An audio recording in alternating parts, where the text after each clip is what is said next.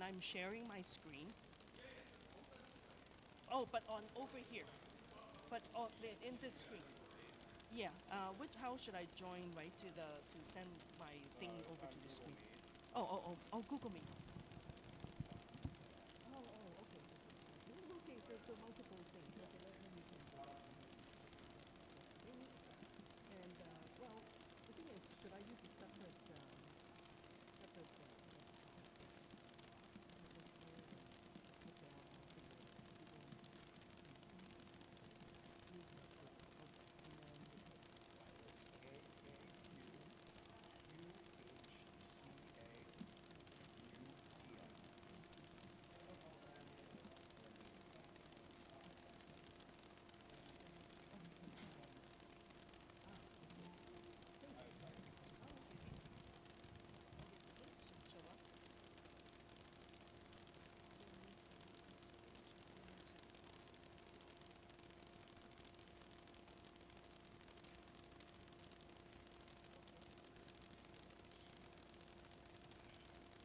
And I should be meaning I should be able to share from here.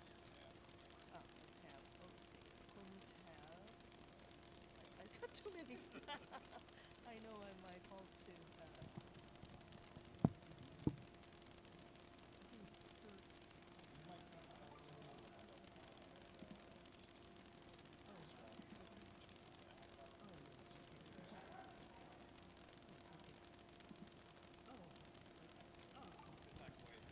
Yeah, good enough. Sure, sure.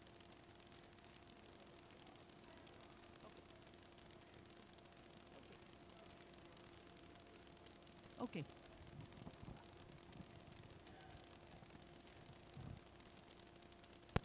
Hello. Hello.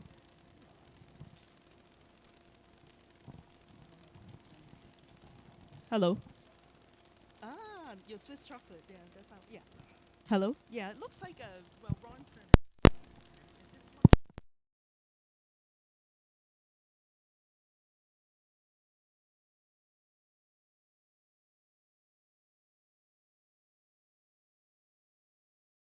Okay. Hello. Hello. Okay. So okay, but it has to be sent out to the room, to the room audio. Turn up. Okay. Well, this one is turn up is just more for my thing. But or should I be sending my audio over to the room? No, right? It's not like that. Yeah, this one is Ron stuff. I even don't know how. Oh, okay. Yeah. How would I send? Can people can you hear or can the room hear? Because I can't hear. Extra. Oh, how to get to the? Oh, those mic. Okay. Okay. So, okay. So maybe what I can do is use this for your recording and use the room mic. Use the other thing. So I don't need to use this, right? Oh, but can I use this for the recording? Okay. Use the. They also have, but they are for the room. But yours is for your thing, right? Yeah. Okay. All right. So I have to hold both. Okay. That's fine too. That's fine. That's fine. Yeah. Okay. Okay. Yeah. All right. So that one. Okay. At least This one will do the room. Yeah. Okay.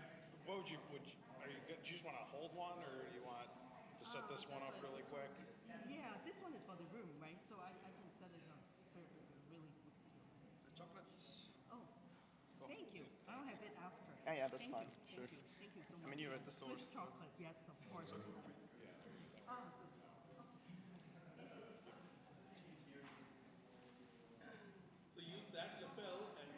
And then the microphone for your recording. Oh, okay. Use this for the room.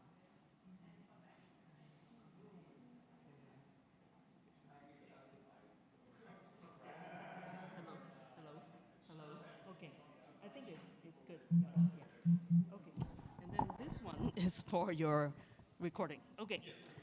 All right. So I'll let you kick off the stream, right? First, or you're done. Oh, okay.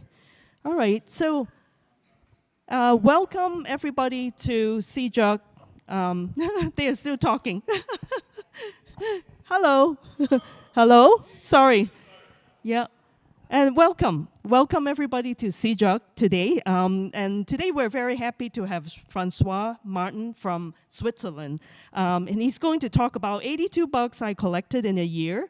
You won't believe made it to production. So welcome. And let me keep going here.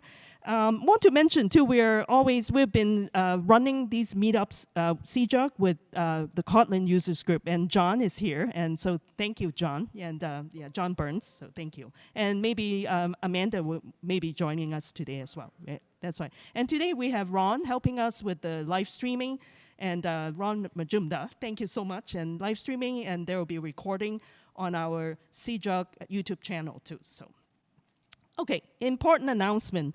As most of you have received, if you already been like subscribed to our meetup.com, you have received the announcement that we are switching to a different platform called Luma.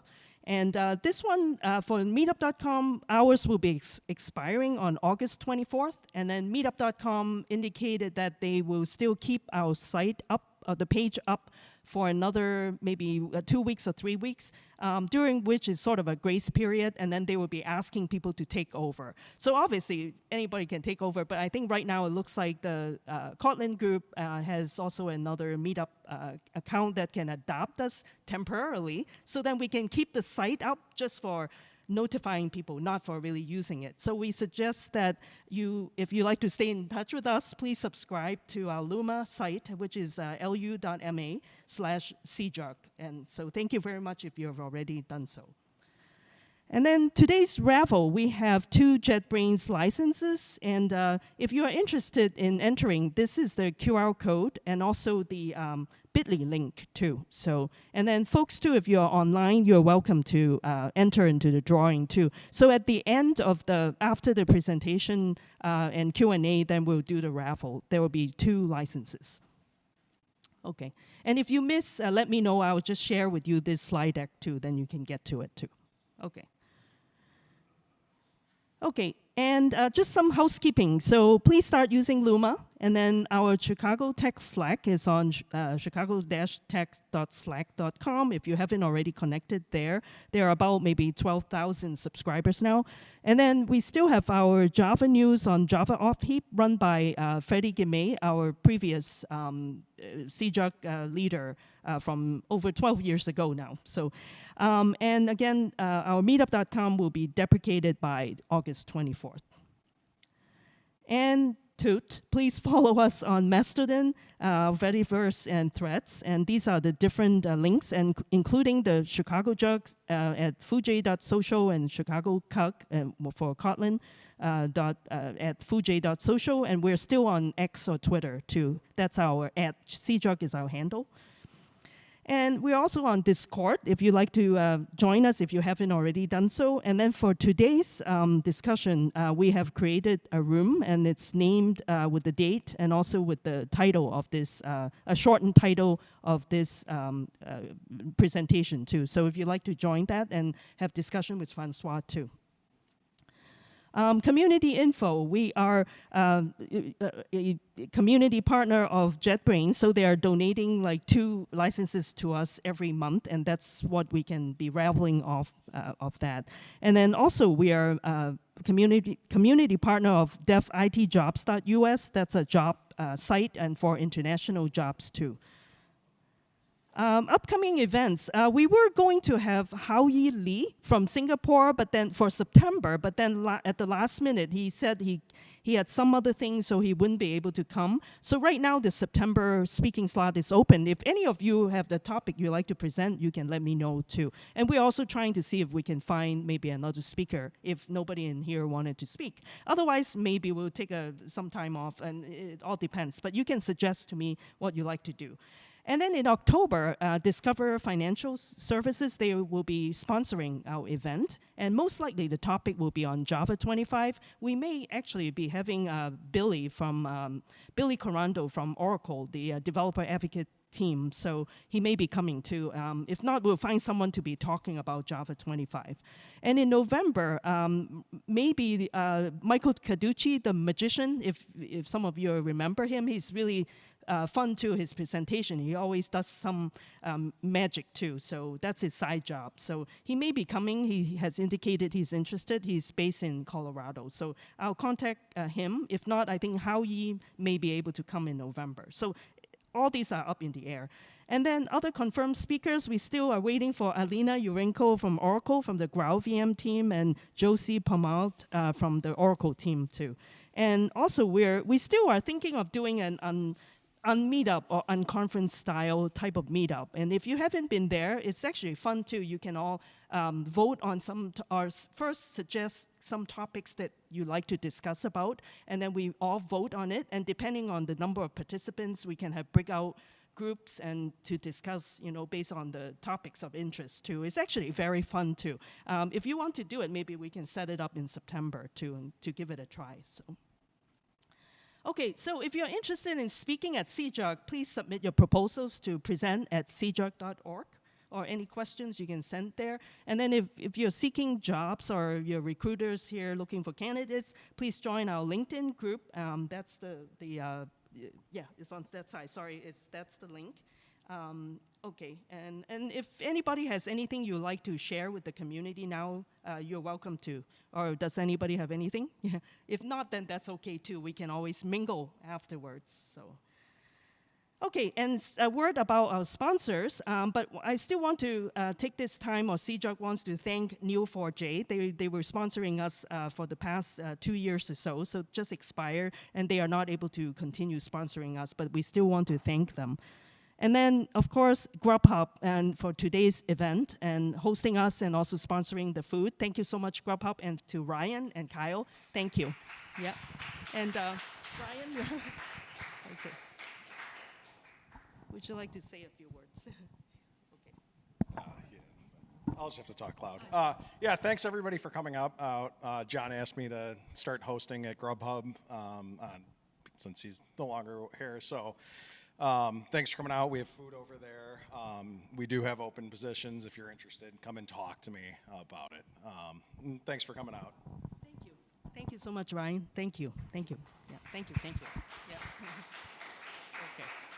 All right. Okay. We'd like to remind you we have a lot of friends that CJUG has, right? So the worldwide Java community, and we want to give a shout out to the following ones: Atlanta JUG in Georgia, Boston Java User ACM Chapter in New England, Garden State JUG in New Jersey, Kansas City JUG in Missouri, New York Java SIG, the oldest Java user group in the world in New York City, Pittsburgh JUG in Pennsylvania, Portland Java Users Group in Oregon, and Virtual Java Users Group. So please visit their sites, and they are constantly doing a lot of events as well.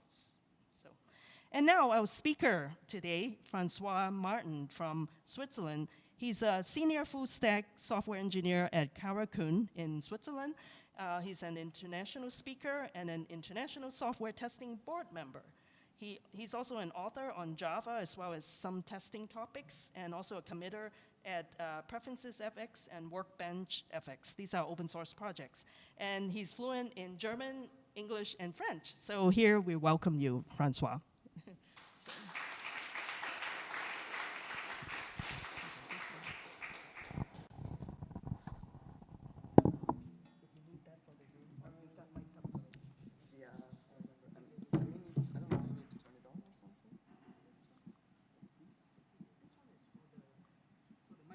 Yeah, exactly. Hold it down? Oh. Test. I'll see that. Let's see. Does it work? That one's yours? Yeah, that's one. Okay. Okay. That's just for the... Yeah, this one was, Oh. this was too. I don't know. Let's see. I'll just grab the presenter. I don't know. This one's the room, so. Let's just make it easier. So I got 2 mics. Oh, wait. I'll turn it down. Yeah, let's see.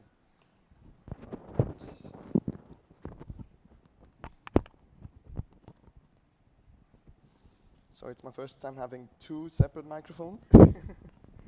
All right, let's see. Okay.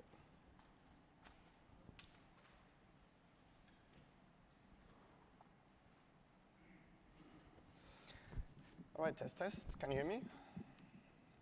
You know, maybe someone in the last rows. Do you hear me well? Does it work? Okay, good. Thank you so much for confirming. Oh, I also need to share it on Zoom. Oh, I got disconnected from the Zoom. Give me a quick moment while I go back into the Zoom so people can see it as well that are joining remotely.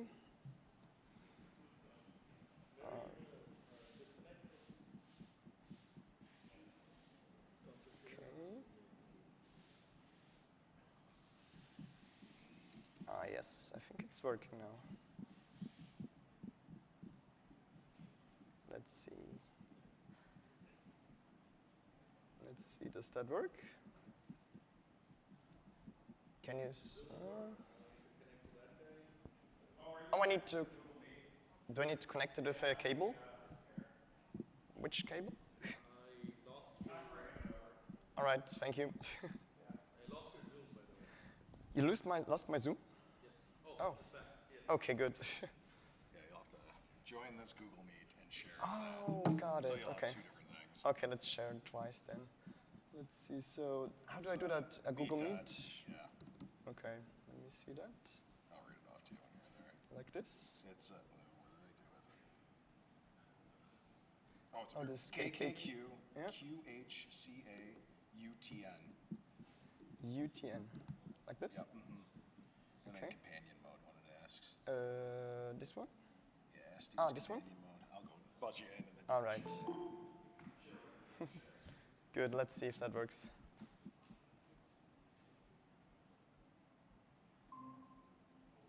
Okay. Click share and it should take over. Okay. Sounds good. I'll check in, I'm guessing. And then, Oh, they need to share as yeah, well? you need to override present now. Yeah. Okay. Entire screen. Let's do that. Okay. I'll show my screen anyway, I'm guessing. Oh, okay, doesn't matter. Now I think it's working now. Yeah, no, it's Okay, working. good. Cool. I don't know, can I? Will this like go away automatically or do I need to somehow take it away here, this thing on the top? Yeah, you can minimize it. Oops. Just minimize it. How do I minimize it? Oh, it's gone. Oh, you mean, okay, let's see. Okay, good. And if you hover over it, it's going to disappear. That bar on the top, Mm-hmm. if you hover over it, it's going to disappear. It doesn't? No, just hover over it a little bit. Yeah, like this? Yeah. And then, oh, it's not disappearing? No. Hide floating meeting controls? Oh. Oh, there we go. Nice, okay. So good, let's hope I share my screen enough now. All right, great. Good, so thanks everyone for coming. By the way, my talk, as you heard, is called 82 Bucks I Collected in a Year You Won't Believe Made It to Production. And you can see, this was, by the way, my view from my hotel room. I got thankfully upgraded, and I was able to take this nice picture for you. So, you know, I thought I'd show it to you so you can enjoy it a bit too. I've really enjoyed my time here in Chicago. I came here over for KCDC last week, another conference I can really recommend you going if you have some time at some point. I don't know, was someone of you at KCDC? Yeah, I mean, Mary, of course, yeah. Yeah, maybe next year, who knows, right? Yeah. But yeah, so by the way, you know, I already have to make an admission to you. So the title is actually a lie. I didn't actually collect 82 bucks, if I'm honest.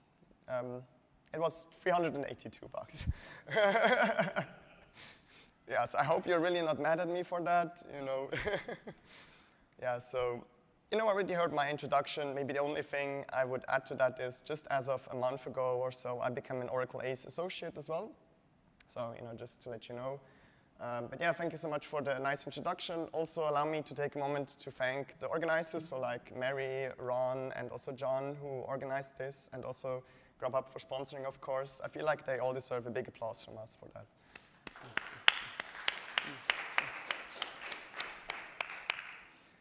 Great, thank you so much. And also I brought some Swiss chocolate over. I think I asked everybody, but feel free to take some more there. Yeah. So I'm also a bug collector, by the way, not only a software engineer.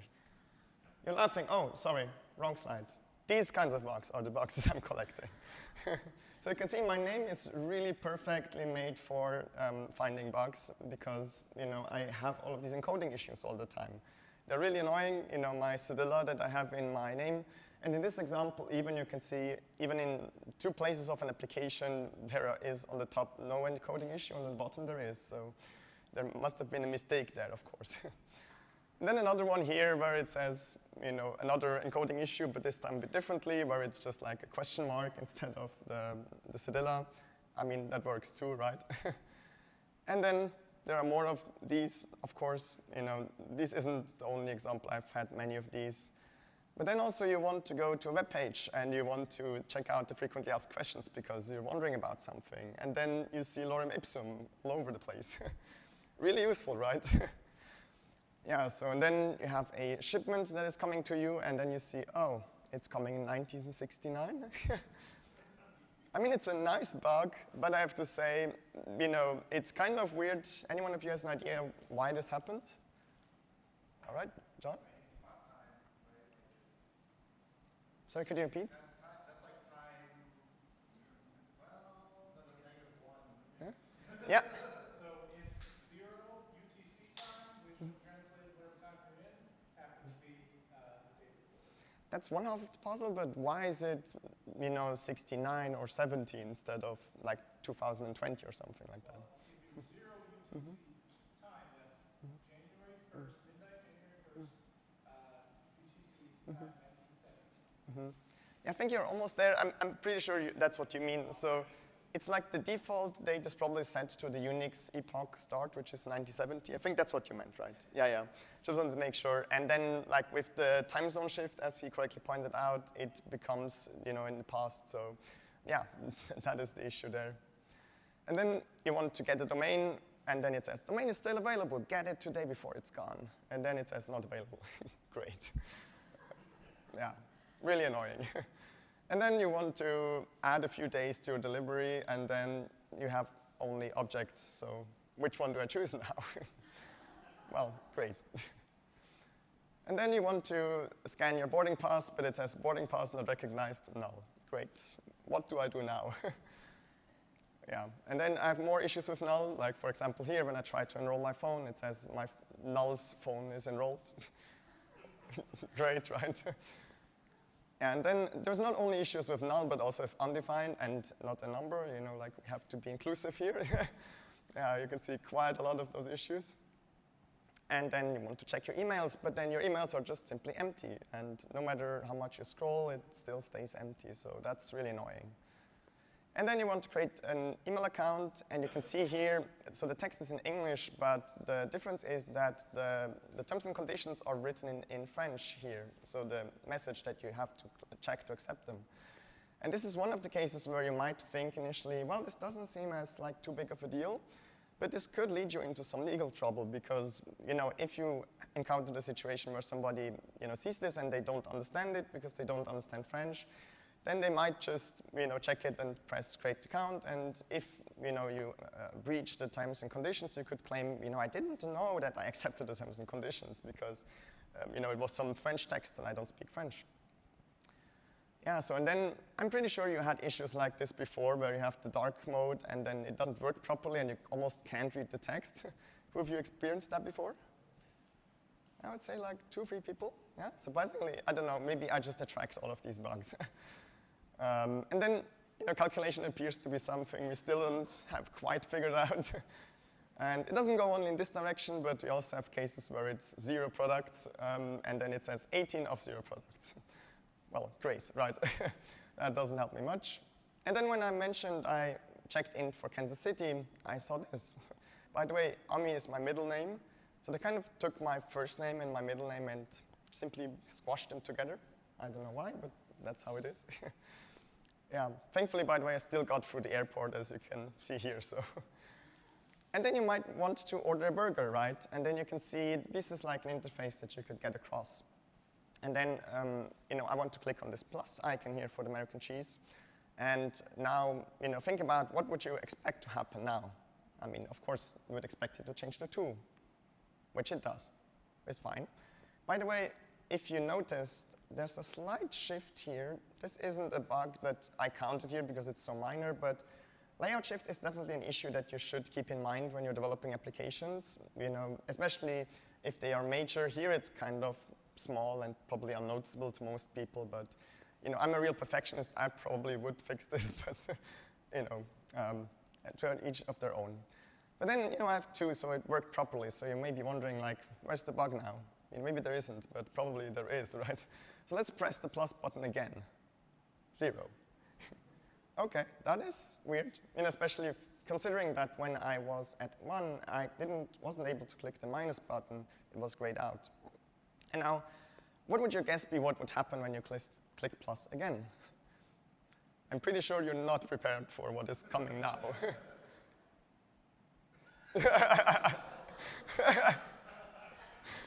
Yeah, it's really wild. They didn't consider that, they probably thought, maybe someone wants to have 3.5 cheese, right? Yeah, those are the kinds of bugs that I'm experiencing.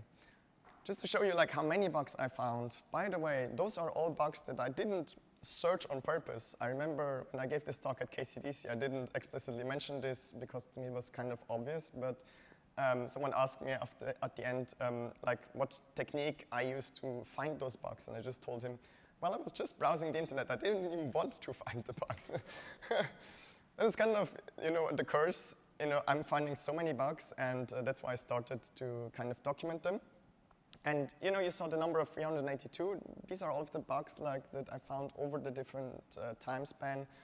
You see the August is already accounted for, so this month. But of course, it's only accounted for up until like the start of last week. So there's still some room to grow. But you see it's already at like around 15 or 20 or something like that.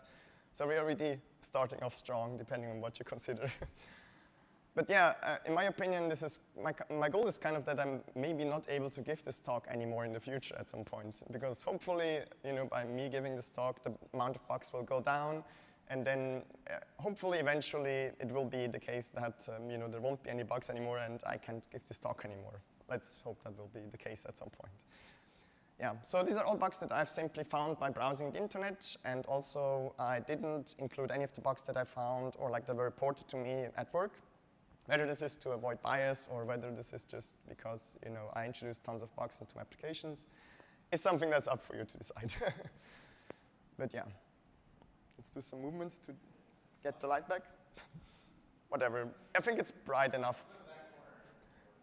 It's probably bright enough. Yeah. So we have a bug in the light automation, as we can see, so maybe I should update the chart now. Okay. Yeah. Doesn't matter. Yeah, exactly. That is the chart. Oh, great. Thank you. Great. So yeah, you can see that there are quite a lot of bugs, and you might be seeing that especially it shows that in June this year, there were quite a lot of them. There I had like the biggest amount of bugs per month that I ever had so far.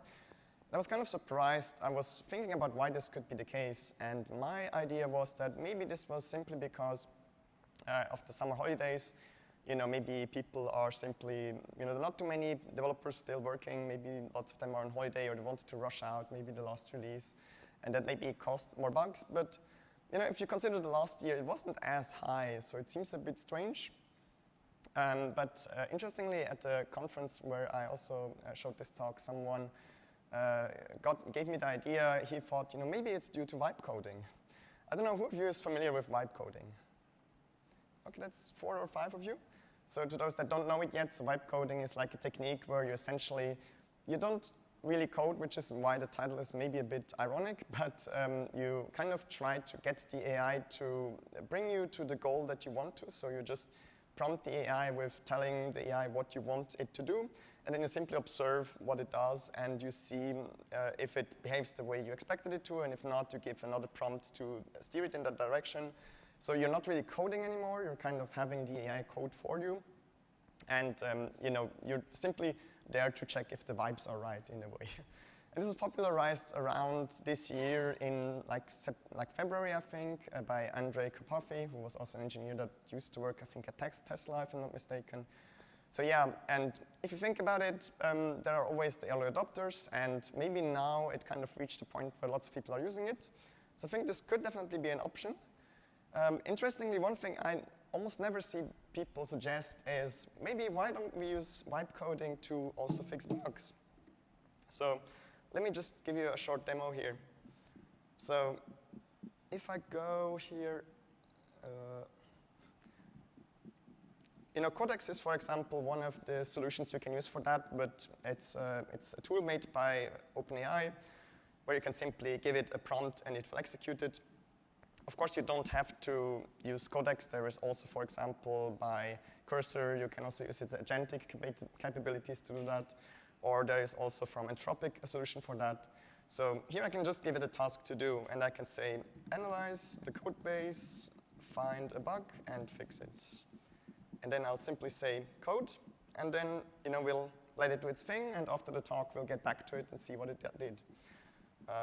Maybe we should be doing this a bit more, and then we might be finding, or maybe we are able to also like fix bugs with the vibe coding, which could also be like a solution.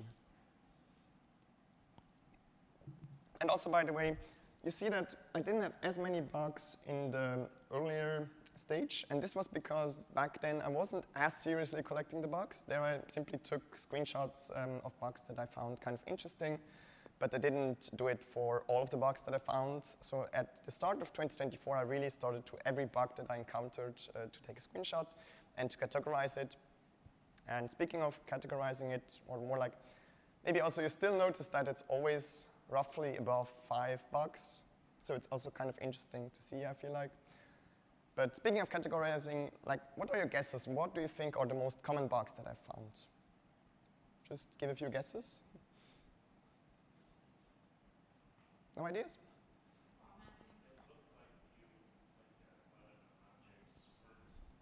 Sorry, can you repeat that? It looked like a lot of objects weren't rendering of the Java. Okay, so objects, yeah, that's a possibility. And also it's string formatting, I think you said. Formatting, yeah, good idea. Yeah. Edge cases, good point, yeah. Localization, that's also a good one. Yeah. I think edge cases definitely was something I noticed in a lot of those bugs, of course, but you would be surprised how many of them were not edge cases, actually. I didn't specifically differentiate between edge cases and non-edge cases, but yeah. Any other ideas? Yeah? Null pointer exceptions, also good idea, yeah.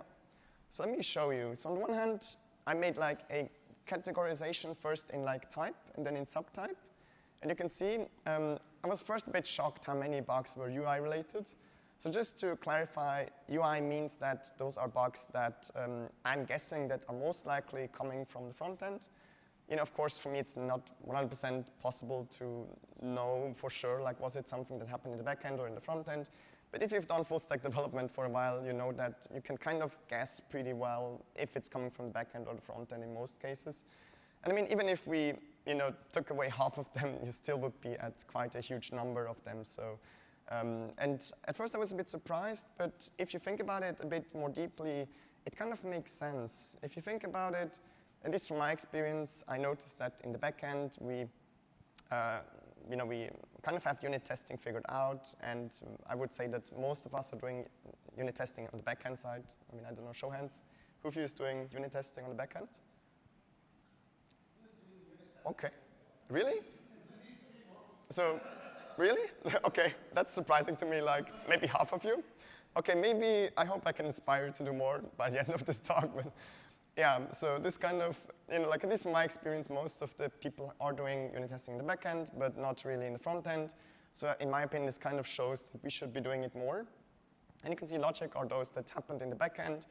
error handling is kind of something that can be in both. That's why I didn't explicitly split it up between logic and UI. And the internationalization, as we've seen earlier with the guest, was also a pretty good one. It's pretty high up there. And you can see what surprised me personally was that AI wasn't higher up. I don't know how you feel about that.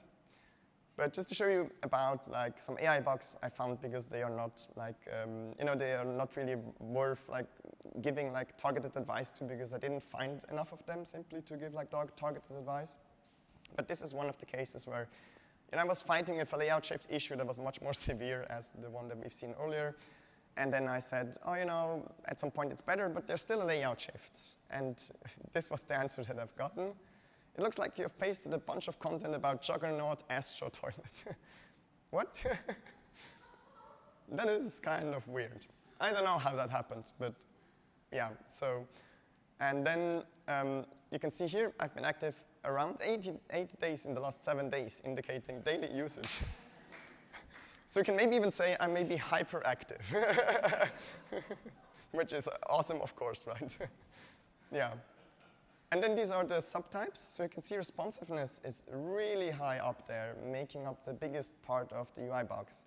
This one kind of surprised me, but of course, since I experienced the bugs, I kind of saw like a trend in this direction.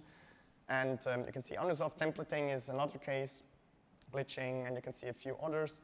So I'm going to kind of pick around 7 of those, and I'm going to show you some ways that you can prevent them.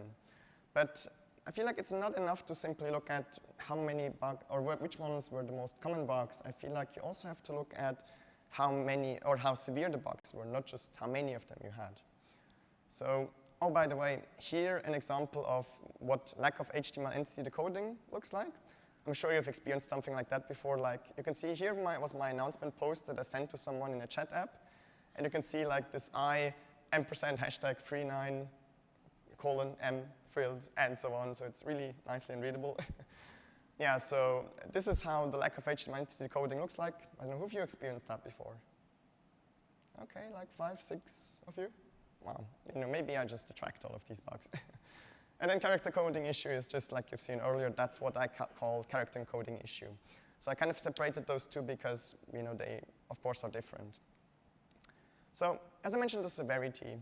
So if you don't have a chart like this at work, I really recommend you to, by the way, if you scan the QR code on the top right, you get to a form where you can enter your name and email address, and then I will send you an email. So you will get an email from me with the slides, and also you will get the recording after it was published, or I'm not sure if it was live streamed, but whatever, the link to that. And feel free to use that at your work. I give you explicit permission to do whatever you want with that. And the QR code will be there on every slide, by the way, so you don't have to do it now if you don't feel like it. But this is like a chart that helps you to define the severity of different bugs. And this is really something I recommend you doing, because the big advantage of doing it like this is that no matter who in your team judges the severity of bugs, you will always get to the same outcome, which is really useful, because usually if you don't have something like this, it's always like, you look at the severity of a bug, and you can never tell like if it was, it isn't really consistent. Some bugs are like blockers that should be maybe more critical. Some bugs are more major that should be maybe minor or trivial. And this makes it really easy and takes the guessing game out of it. And this is kind of what I use to judge the severity of the bugs as well in my cases. However, what I did was I didn't consider all of the bugs that were below critical. So I differentiated them between blocker, critical, and then just something else.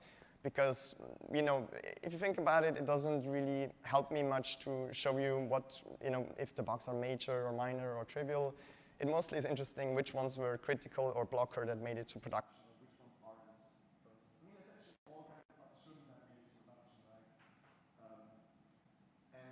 If we look at the severity over time, you may be also able to see something interesting. So you can see here, if you notice that July of this year seems to look a bit different than the others.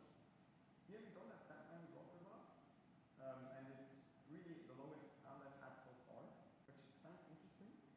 I mean, you see that already in July of last year, there were not, let's say as many, but it wasn't as low as this year. Again, I'm not sure 100% why this is the case, of course, but my best guess would be that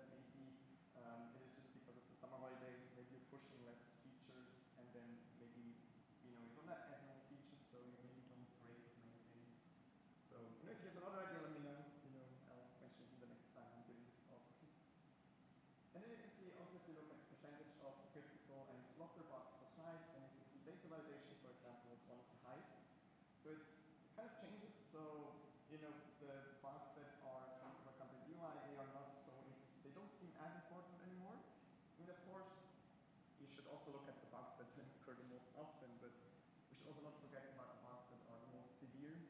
And I kind of try to pick like a good mix of those bugs, like from the ones that are the most severe and the most common ones, to show you some learnings how we can prevent them from making it to production.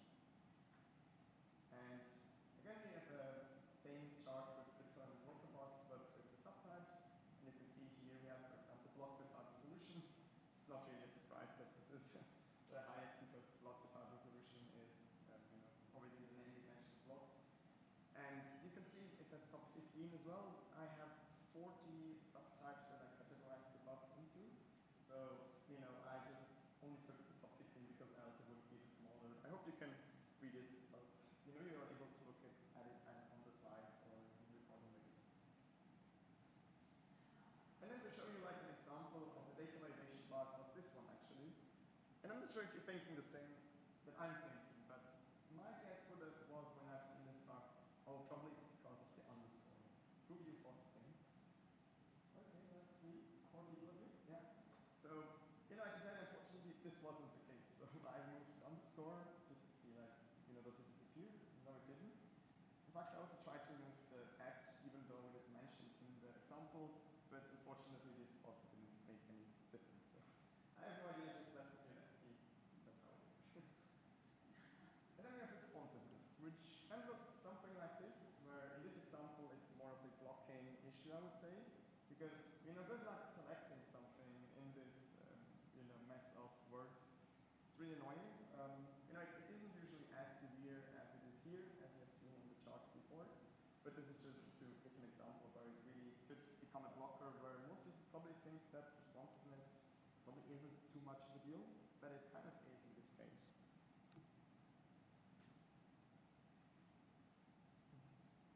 And if you have another example, you can see when I click on manage, it says E in GitHub and next account.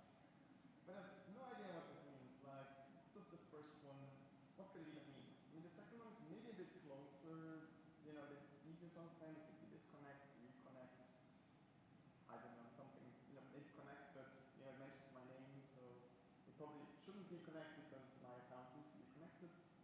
And then it's like, do you gamble and then simply click on one of these options, or do you, not click it? In this case, I didn't want to risk losing all of the integrations that I was using with GitHub. You never know, maybe it says disconnect account, and I don't want to then have to show how to use all of the source again. So it was also really annoying that, this was cut off. And one way that you can prevent this is by doing mobile first design. Who is familiar with that? Like 1 or 2 people? So mobile first design is about, usually when you think about it, when you design something that is working well on a mobile phone in terms of design, it usually also works well for the design when you have it on desktop. I mean, of course, if you have separate designs for mobile and desktop, usually that is like the best situation you can have. But if you have to choose, usually starting with mobile first is the better option. It may not be as usable, or it might not be as optimal on desktop this way, but at least you can use it. At least you don't have any elements that are cut off because you already optimize it for the mobile screen. And this already starts usually at the UX stage. So if you have a UX designer, then usually UX designers already start making the designs with mobile phones. And if you have an application that gets used remotely by at least one person with mobile phone, I really recommend you to do such kind of development with mobile first design. And you can see everything that is online. I have a link to it, so if you'd like to learn a bit more about those things, you can, when you get the slides, simply click on the links, and you can learn a bit more. And then another way that you can implement it is by doing end-to-end testing on mobile devices. So there are a few different frameworks you can use for that. Here are two that I would personally recommend. So on the one hand, there is WebDriver.io, which allows you to do end-to-end tests on real devices and also emulators or simulators, which is a really big advantage, which Playwright unfortunately doesn't have. Playwright has emulation, so it can kind of simulate how it would look like when you have the screen on a smaller screen. So just like as if you would be be simply dragging your screen, your Chrome window, for example, to be a smaller size.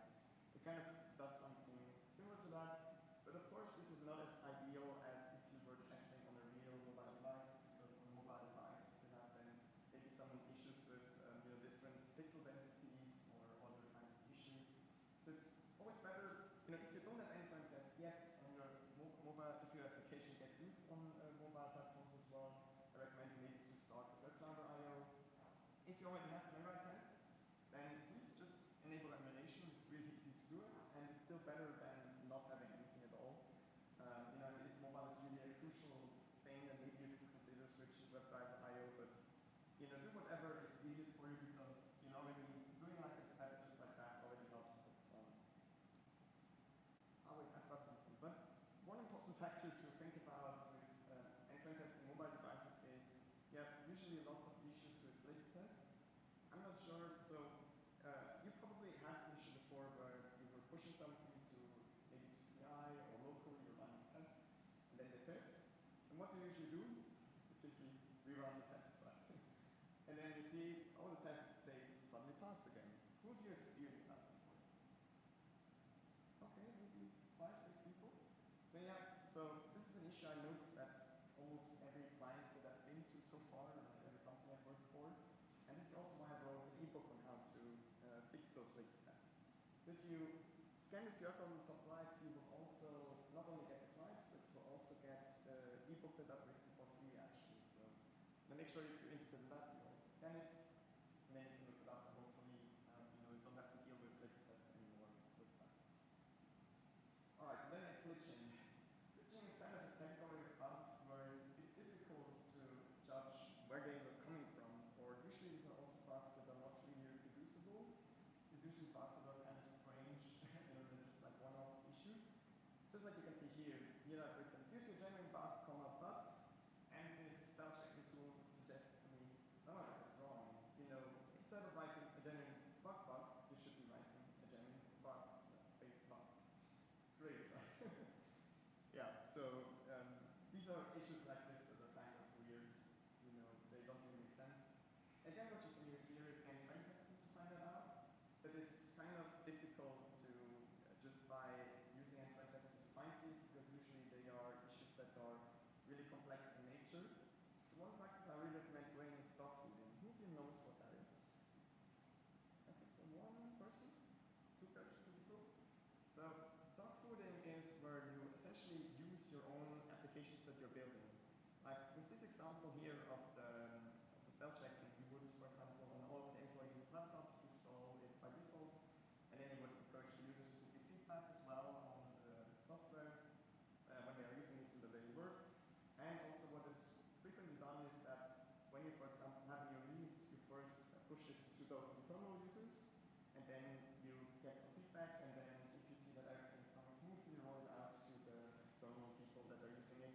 And this way you can already prevent lots of those issues from making it to production, because lots of issues will already get reported by the internal teams that are using the app on the day-to-day basis.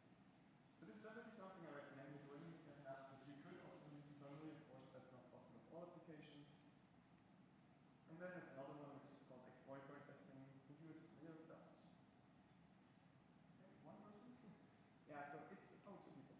Yeah, so it's a technique where essentially you are like executing and designing the test case at the same time. So usually this is done by experts, so like maybe some business people that know how the application should work. And then you simply, you have a session, for example, with them where you have a common goal that you define usually, and then they try to follow this common goal to simply find all kinds of bugs that are related to it. And for example, I did a session on like trying to break the application in any way possible. And then it's really like just 1 hour you're trying to just break the application just any way you could imagine. And you would be surprised how many bugs you'll find this way.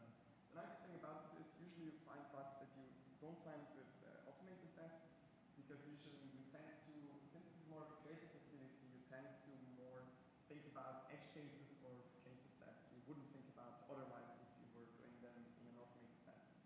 I mean, of course, once you caught them, it makes sense to write an automated test out of them, but this helps you to kind of get better coverage. And it's a really fun activity too, so I recommend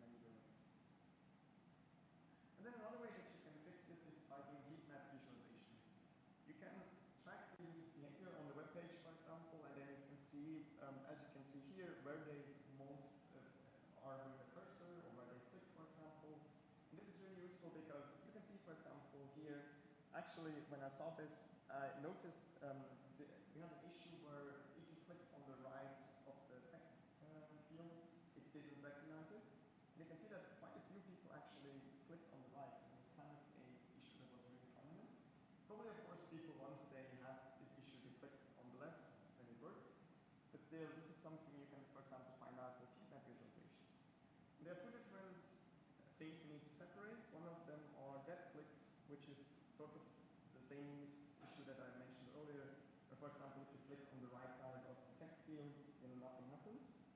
And this is something that these libraries or frameworks or tools that use feedback visualization, that they will show you, they will explicitly tell you like someone clicked here and no event handler was triggered, for example. And then you know, oh, maybe I should take a look into this. Maybe, I don't know, there is a logo in the top left of the page, and you know, you forgot to add a link to the homepage.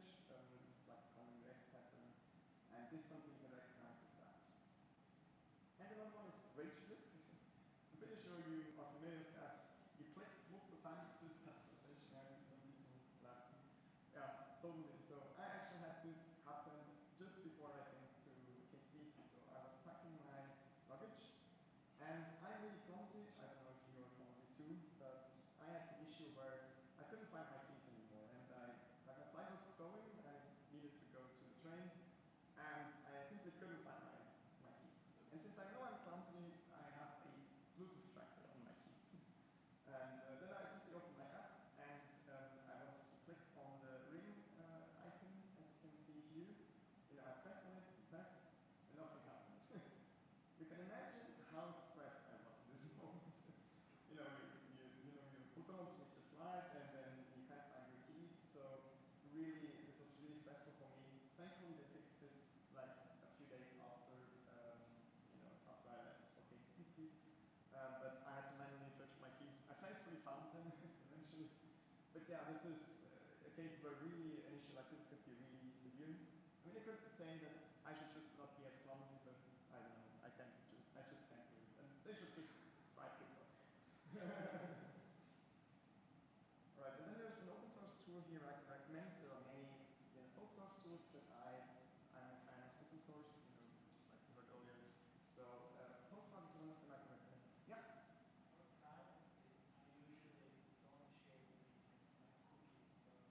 That's a good question. So the question was, so with privacy, usually if you don't, for example, allow the collection of tracking cookies, for example, then it's difficult to do that.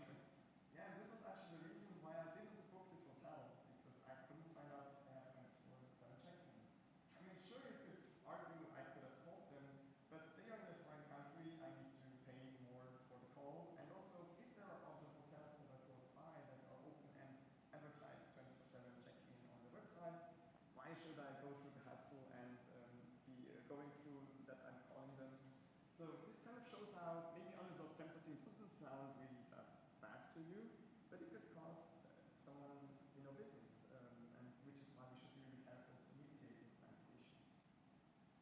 And here's another one. You can see, hi, ethnic. I mean, sure, again, here you could say, oh, this isn't as severe, but if you consider here we are inviting you to join a webinar, and just think about it, like how much, at least, this is a webinar on how to do something better in programming, like how much do you trust them to have their stuff figured out in terms of programming if they send you a message like that?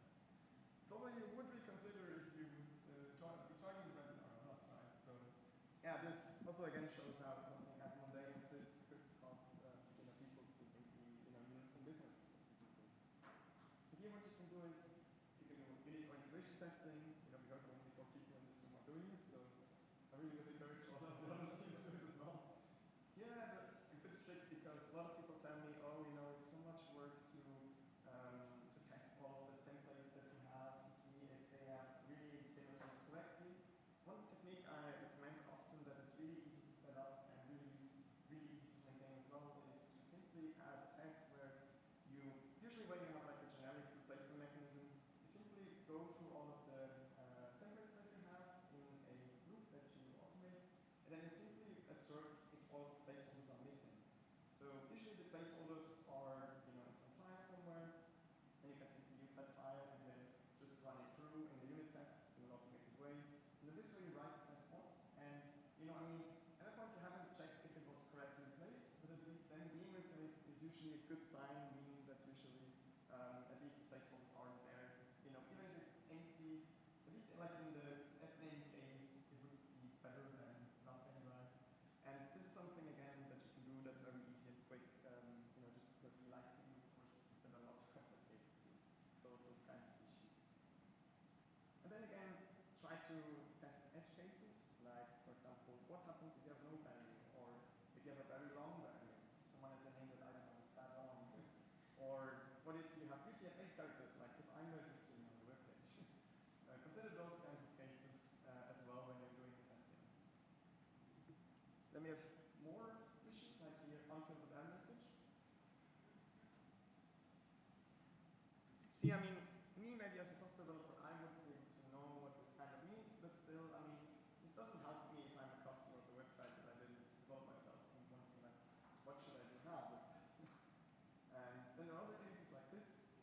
I'm thinking, probably most people aren't able, that aren't software engineers, aren't able to simply check the browser's console. It's really funny, last week, in BCI asked the audience if someone's parents would be able to know how to access the browser's console. One of them put his hand up. Then I asked, are your parents software engineers? Was nothing. Yeah. Yeah, so this really doesn't help you much if you see something like that as a user. So, and it can also be very dangerous, as you can see in this case here. So, already by seeing this kind of error, we can learn lots of stuff about the application. We can learn about it, it's a C# application, and we can also learn from it that it has a path like C users, workbox, and so on. And you can see I even had to censor some stuff to not expose too much information. But you can see it makes it really easy for you to find out if you have another vulnerability that you can use to gain access to the machine.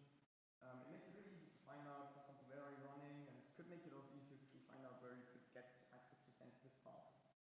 And just by seeing, like, this is C# application, this already limits the kind of vulnerabilities you can really check for.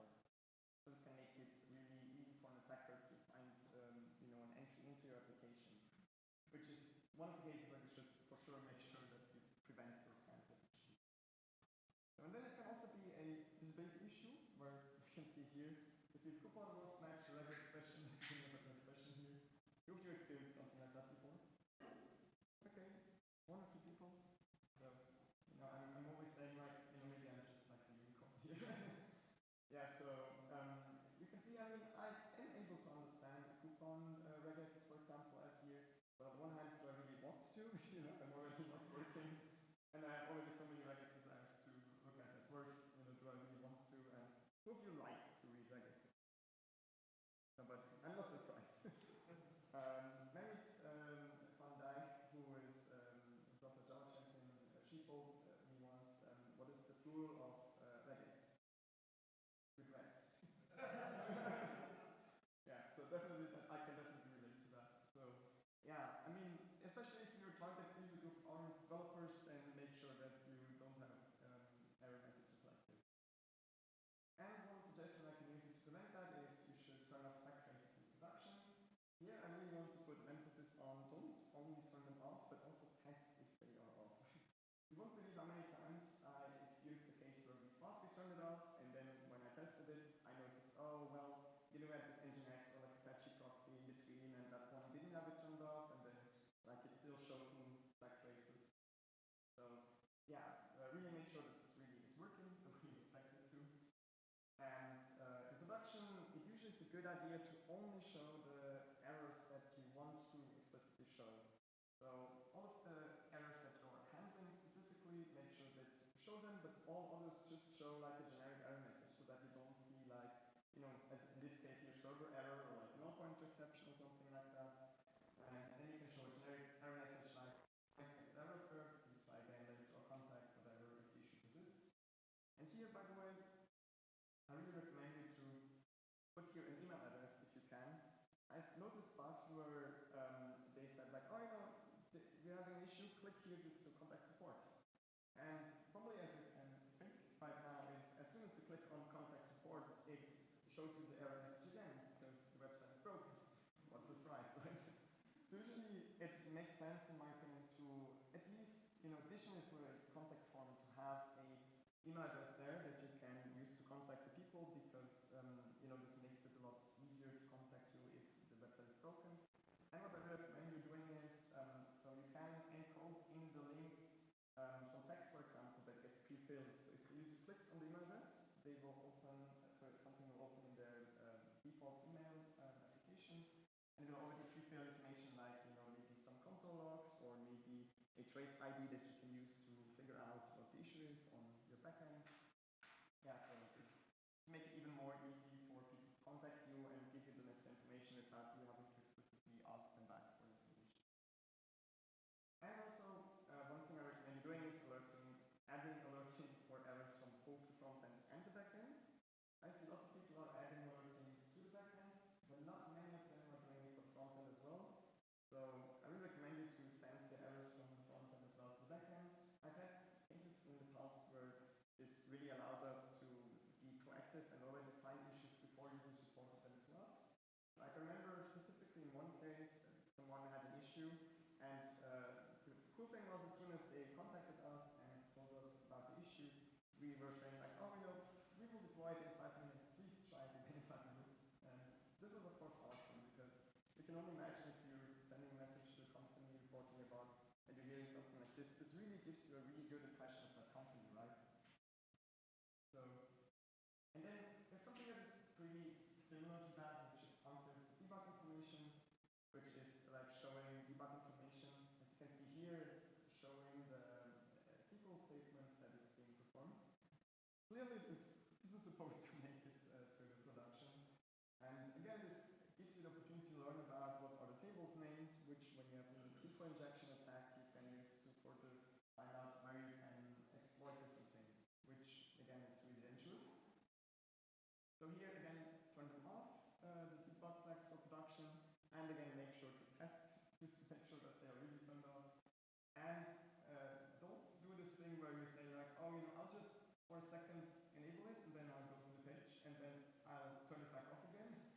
You know, if you must really in production have something like that, and you can't log it to, you know, a log file or something like that, then make sure you use a feature flag where you can enable it for certain users or something like that, and again test it.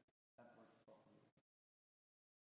And of course, you know, prevent SQL injection and cross-site scripting because, you know, even if it happens to make it into your application that somehow stuff like this gets exposed, you can be rest assured that at least they cannot abuse this in some way. And again, you find some links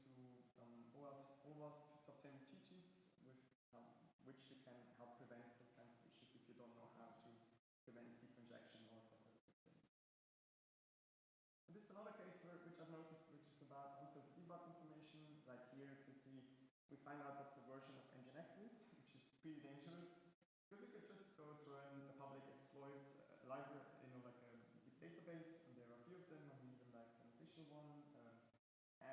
There you can simply look up what kind of exploits are there for this version, and then you could be simply using one of those exploits, if there are any, of course. Especially if it's like an older version, this is especially dangerous. But just in general, you don't want to expose these kinds of information. Make sure to test that as well. Alright, then we already get to the second last learning for today, which is string formatting. We heard string formatting from one of you people in the audience as a suggestion. So here in this case, it's about the text not being adjusted depending on which pages you are on. Like here you can see playing from search my plus way. So I obviously didn't search for my plus way, I was searching for my space way. And probably this was used in a query parameter for a URL, and then they simply took that and used it to display it in the front end. Again, it's a minor issue, but still it doesn't look great, of course. And another issue that's related to that, especially if you don't have internationalization, then you can see a number of guests, 2 guests. Actually, when I was at the airport I'm not sure if it was in Chicago or in Kansas City, there was like a cool display which showed you like how many stalls were busy at the restrooms.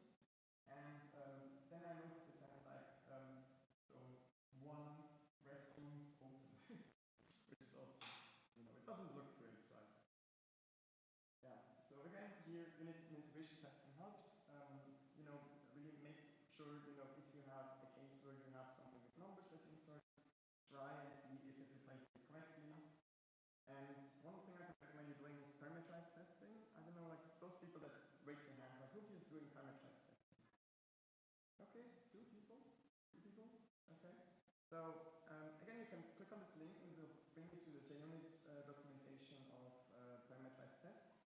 This is really a cool way that you can use to define test cases really easily. You can simply define the data that is different, and then you can simply add a new test case, which makes it really easy because here you could have a test case and then you can try lots of different cases where you, for example, insert 0, 1, 2, and then you put the assertion right after it. And I also noticed with parameterized tests, other developers tend to more easily, or they tend to more just add a new test instead of skipping it entirely when they notice a bug somewhere. Just because you don't have to copy the code of the method, of the test method, and then like paste it, and then think about like, what is the name now that I'm giving it, and then you're thinking like, oh, next time that you're refactoring something, I need to rewrite the whole class again. You can kind of prevent those issues with parameterized testing. So definitely have a look at it if you haven't yet. Or sometimes it's also called data-driven testing, which is like the more with the generic technique behind it. And also you need to be careful with internationalization, because depending on the language, it is different, right? In English, for example, we say 0 guests, 1 guest, 2 guests, and so on. But maybe in other languages, it isn't the case that this is exactly the same. And this is actually the case, for example, in Slavic languages. They have lots of different differentiations between different numbers with what changes this results to. So definitely be careful and make sure at least for each language pair you translate into that you write test cases for like the common issues that you could encounter there. And again, test edge cases, like 0, 1, 2, the classics. And then we get to one of the potentially most severe bugs, which is like incorrect or missing information. You can see here I was looking up what the exchange rate was, or like I was converting the yen to Swiss franc. And you can see either we have like a huge problem in economy, or there's a bug. Probably it's more like the latter than the former. But you can see it's an exchange rate of 0.0058, and you can see like we have a huge crash in 0.6. I can't wait until Bloomberg reports about that, right? Yeah, so this of course was only a bug, but if you consider, I'm seeing here this graph, but I'm not sure if maybe, depending on your phone, you don't see the graph. Or maybe someone has this API attached to their application that they're using to convert from, yen to Swiss franc or some other currency where this bug is affecting it. And then you could be selling something in your online shop where it converts it into a different currency, and it could cause you to lose a lot of money potentially. Probably most of them won't be buying like things in the range of 10,000 or something, but you never know, it could happen. And this could be really dangerous if something like that happens. So here I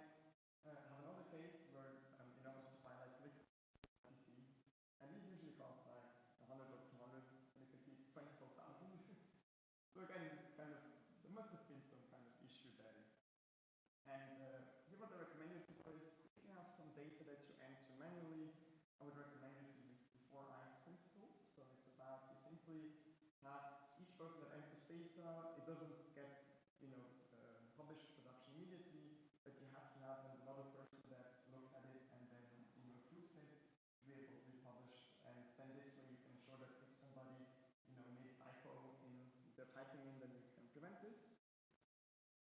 And so, especially if you have data that is like automatically feeded in from an API or something like that, then make sure you add some validations where you, for example, check if the data is significantly different from the previous, if you don't expect the data to change rapidly. Like in the case, for example, before where we had the yen and Swiss franc conversion, you can imagine, it's possible that there are fluctuations in the exchange rate, but it's not really possible that it will change that drastically, right? So this would be one validation to add, and then you could make sure this way that you won't have this kind of issue. Data from an API, especially if you're in a financial application where this really hurts. Performance and plausibility checks. Like again, in the case of the currency, you can say like a certain range where it has been like historically in the last 10 years, for example. Or you can say like, it shouldn't be below 0, it shouldn't be above 1 if it hasn't been in forever. Just things like this. And then also consider what you want to do in case the data happens to violate some system.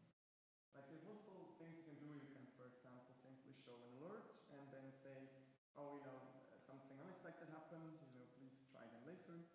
Or you could also, for example, show the old data and show like a note where it says, data might be outdated. Keep this in mind, try again later for new data or something like that. Of course, this really depends on the use case that you have. Or, you can simply show an error message, and then, of course, make sure you also send an alert to the backend to make sure that you're aware of it, so that you can take care of it and find out what happened. Yeah, and I'm already at the end of my presentation. So before sorry, go ahead. Thanks so much for your attention and coming here, of course.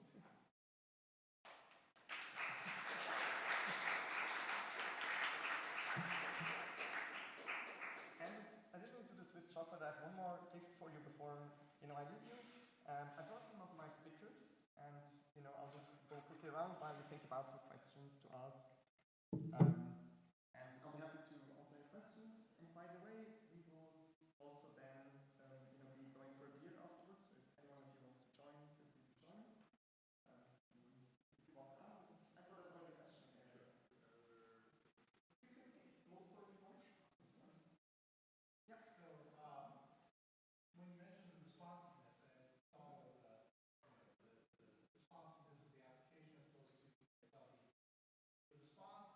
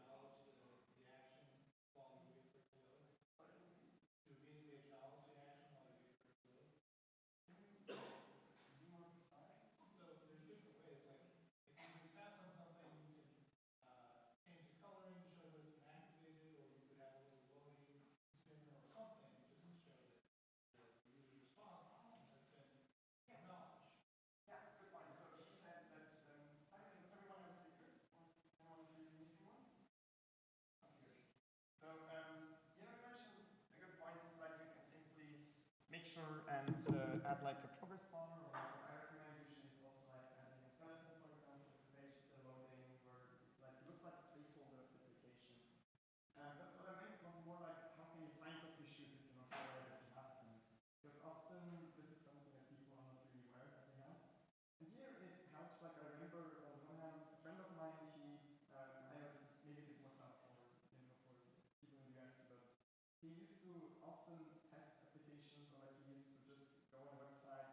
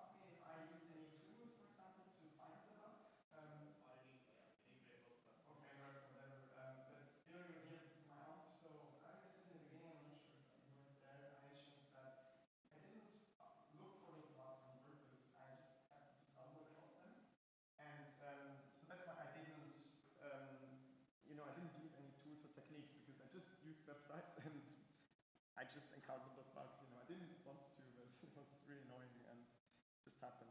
Yeah. So I didn't try to find the bugs on purpose, which is why I think this bug is, just like this talk is even more relevant, because if I was specifically searching for them, I feel like it wouldn't be as valuable, the kind of advice that I'm giving you, because it's probably inflated because I'm looking for errors that probably don't exist, right? But it's really are errors that I experienced while I was using any kind of websites that I'm using daily, right? Does that answer your question? All right, thank you. Any other questions? All right. I mean, else we can, go for the beer. Thank you so much again for, being here, and I hope you learned something new.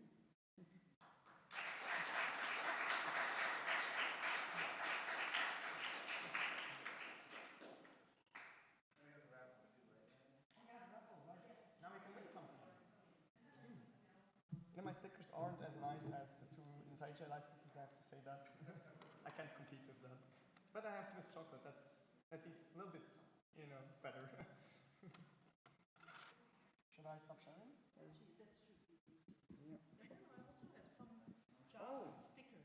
I just remembered we forgot to look at the codex example.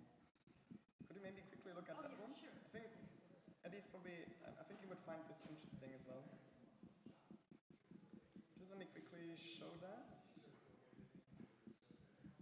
So remember we did this this exercise where I was asking it to find a bug and fix it. And you can see here, it showed me an error where it says connected the error serializer to pass an incremented depth value for each recursive call. And I think that is kind of a good catch in a way, for example.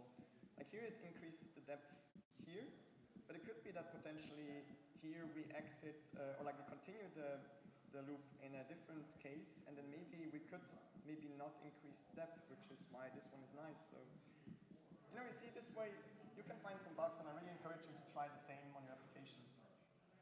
All right, so, sorry Mary, now you take over.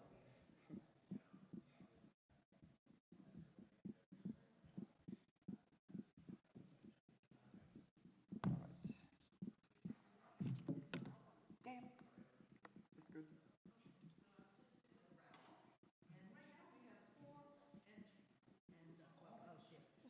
Everyone already has a IntelliJ license, it seems. Yeah. And I think Tom too, right? Yeah. Okay. Let me share. I mean, better chances for the two people, right? Yeah. Last time we only had two, so there was no need to do the raffle. Yeah, I see what you mean.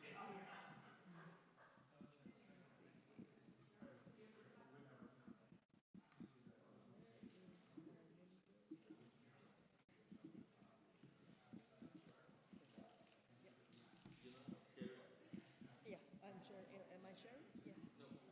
Oh. Show my. Oh, I am. Yeah. Oops. Actually, stop sharing. Let me do it again. Yeah, just now it was able to show. So I share the whole window because. Oh wait, here. Maybe this one. Okay. Yep. Oh yes. Oh wait, because I have to wait on Zoom. Ah, I got it. Yeah, on Zoom. But I thought I was on Zoom. Hold on a sec.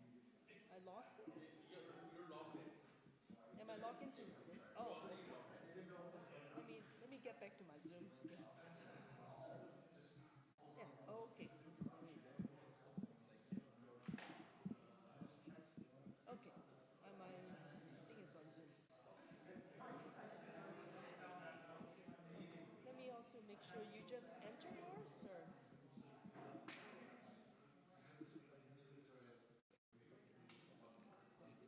Okay, Tom. Let me enter that. Okay. Okay. Is that right? Okay.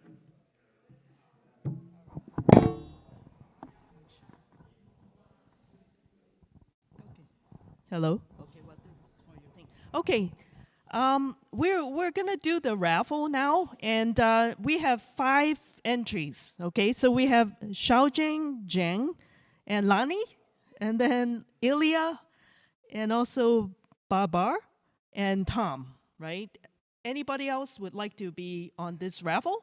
And let me also check to the the live stream too. Let me see if anybody. Hold on a sec, and I can't get to it. Kind of hard to get to. Okay, let me make sure. Wait, no. Oh, not this, but the other one. Yeah, yeah. The open development. Where did I send? Where? Subscription. Yeah, I'm already watching on the other thing, but okay. Let me make sure. Okay, let me just make sure. Yeah, we have a few people stand. Somebody stand said the volume is very low. But anyway, I was able to hear it, but it's a little soft, but you can hear it too. So, okay. All right, but I think right now only one watching, so I think he dropped too. Okay. So, okay, I just wanted to make sure. So, let me go back to the wheel thing. The wheel. Wheel thing. Oh, I have to go back. Why am I not seeing my wheel now? Okay, here we go. Actually, my wheel is. I can't. This thing. Okay, here we go. I'm here, but. Where is my wheel? Wait, okay, let me do that. Let me go back here. One more. Okay. Okay, back. Sorry. Okay, so all good? Every episode good? Okay, I'm gonna spin. Let me also turn up the volume so we can hear the sound. Okay. All right, first drawing.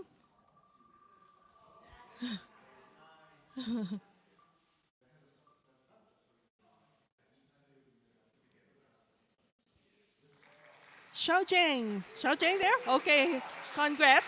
Okay, cool. All right. Okay, now we have one more drawing. Okay.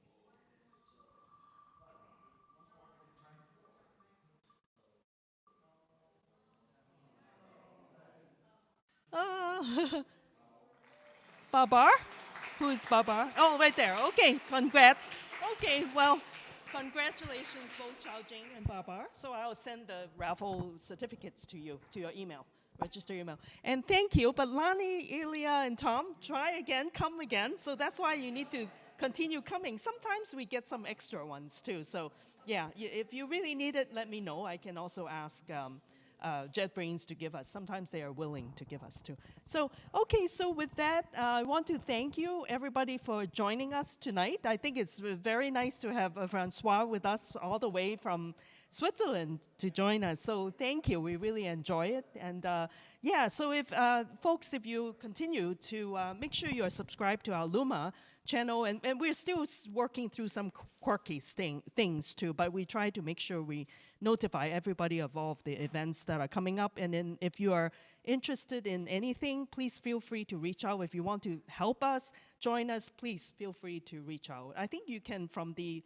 Luma too, you can send us email or message us, or where else? Go to the social media channel too, and then just reach out to myself, Ron, and John, and some of us too. So yeah, so please feel free. And if you don't like something, let us know. We'll try to improve. And if you want to help to improve it, we welcome you to do so. So yeah. So okay. So enjoy the rest of the week and night. And thank you so much again. And I hope to see you again very soon. So thank you.